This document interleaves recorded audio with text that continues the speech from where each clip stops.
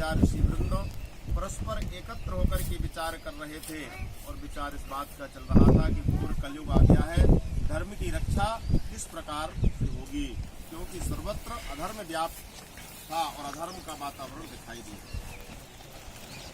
और इस तरह से ऐसे चिंतन में नैमिषारण्य के पावन समस्त ऋषिगण लगे हुए थे कि इतने में ऋषियों में परम वरिष्ठ ऋषि सूत जी महाराज ऊपर आए।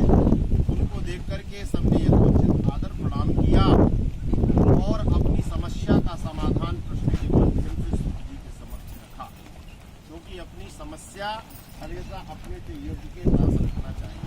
सूत जी महाराज ऋषियों में प्रश्न थे।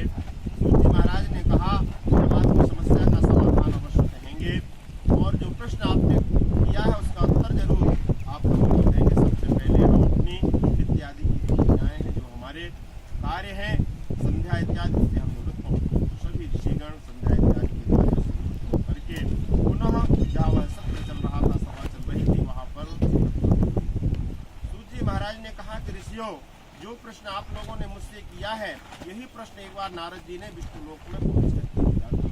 वह इस प्रकार है कि नारद जी नाना लोकों में भ्रमण करते हुए जब मृत्यु लोक में आए तो उन्होंने क्या देखा कि यहाँ जितने भी मनुष्य हैं समस्त पाप कर्म में लगे हुए हैं, अपने पापों का फल भोग रहे हैं और कष्ट से पीड़ित हैं। उनके कष्टों को देख करके नारद जी का हृदय द्रवित हो गया, दुखी हो गया और मन में यह चिंतन किया कि इनका कष्ट कैसे दूर हो। और ऐसा संकल्प लेकर के भगवान विष्णु के लोक हो गए।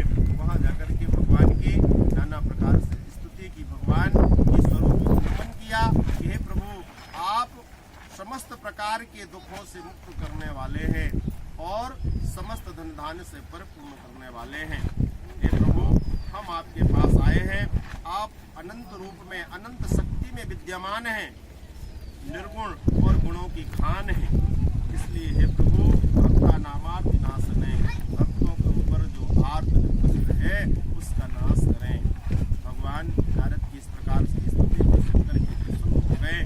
पूछने लगे कारण क्या है।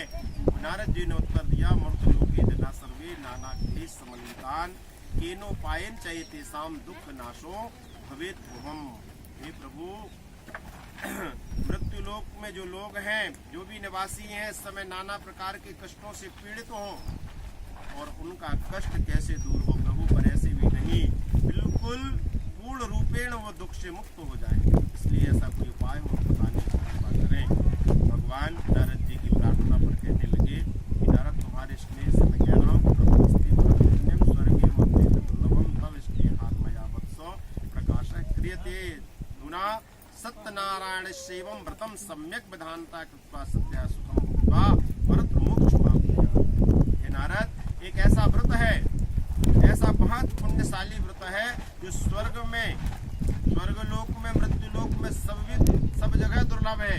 और तुम्हारे ऊपर इतना प्रेम है, उस प्रेम के कारण मैं उस व्रत को बतला रहा हूँ। वह व्रत है भगवान श्री सत्यनारायण स्वामी का पूजन और उनकी कथा का श्रवण। जो व्यक्ति इसको करता है वह सद्यः तत्काल दुख से मुक्त होकर के और सुख को प्राप्त होता है। इसलिए भगवान के ऐसे वचनों को सुनकर के नारद जी ने कहा कि प्रभु, बात तो ठीक है कि आपने बता दिया कि व्रत करना चाहिए, पर कैसे करना चाहिए, कब करना चाहिए, इसके बारे में भी बतलाने की कृपा करें।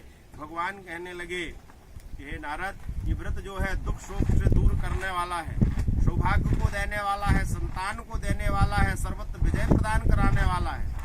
और इसकी विशेषता यह है कि इसके लिए ना तो कोई दिन की आवश्यकता है, न कोई मुहूर्त की आवश्यकता है और न कोई समय की आवश्यकता है। यस्मिन् कस्मिन् दिने मर्त्यो भक्ति श्रद्धा समन्विता।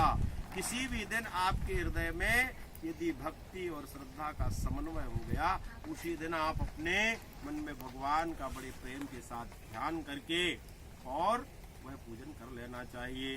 ब्राह्मणेर बांधवैश्चैव सहितो धर्म, ब्राह्मण और बंधुओं को बुला करके धर्मयी भावना के साथ करना चाहिए। नैवेद्यम भक्ति तो दद्यात् सपादम भक्षे मुत्तमम रंभा फलम घृतम चीरम गोधूम। भगवान को भोग के लिए सवाया मात्र में गेहूं अथवा चावल के आटे का चूर्ण बना करके और उसमें पंचमेवा इत्यादि गुड़ शक्कर मिला करके भोग लगाना चाहिए।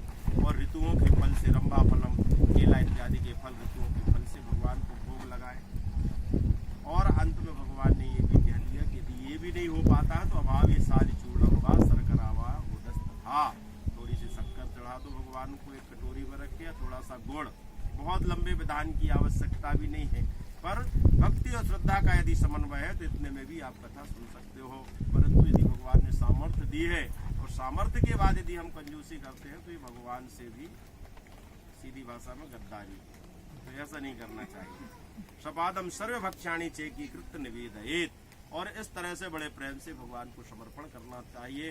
विप्राय दक्षिणाम दद्यात कथाम श्रुत्वा जनेन सह, ब्राह्मण को दक्षिणा दे करके कथा का श्रवण करना चाहिए, ब्राह्मण को भोजन कराना चाहिए। अपने बंधु बांधव, अपने परिजन, अपने सम्मान्य जन जो हैं उन सबको भोजन कराना चाहिए, उनको यथोचित दक्षिणा देना चाहिए। जिस स्थान पर भगवान की कथा हुई है वहाँ भगवान के नाम का संकीर्तन होना चाहिए। इस तरह से इस कलयुग में जो भी मनुष्य इस व्रत को करता है भगवान उसके समस्त मनोरथ को पूर्ण करते हैं।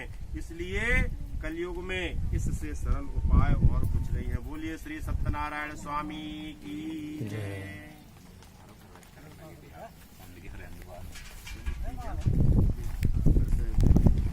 सूत जी महाराज कहते हैं कि अब मैं आगे की कथा कहता हूँ जिन्होंने इस व्रत को किया है और भगवान की कथा को श्रवण किया है।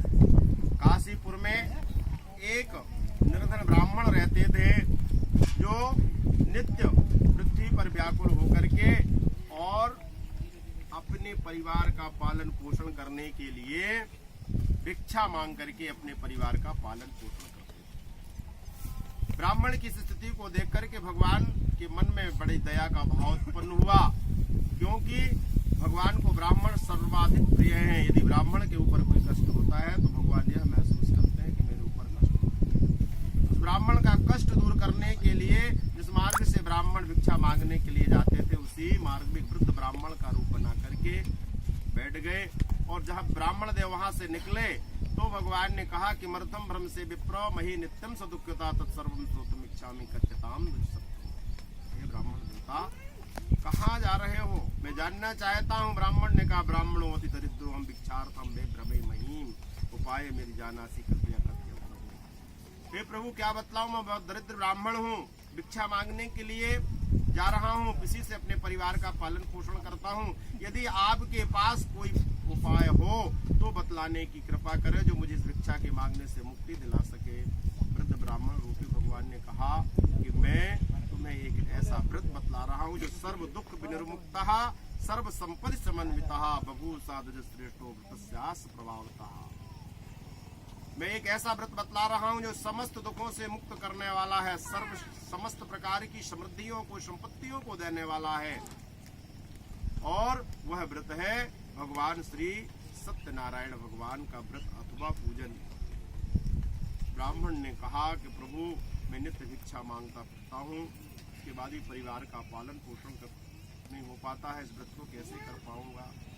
फिर भी व्रत के विधान को श्रवण करके घर आया। रात्रि में उसी चिंता में नींद नहीं आई। प्रातःकाल ब्राह्मण जब उठे, मन में संकल्प किया भिक्षा के मांगने से जो धन प्राप्त होगा उससे भगवान का पूजन करूंगा।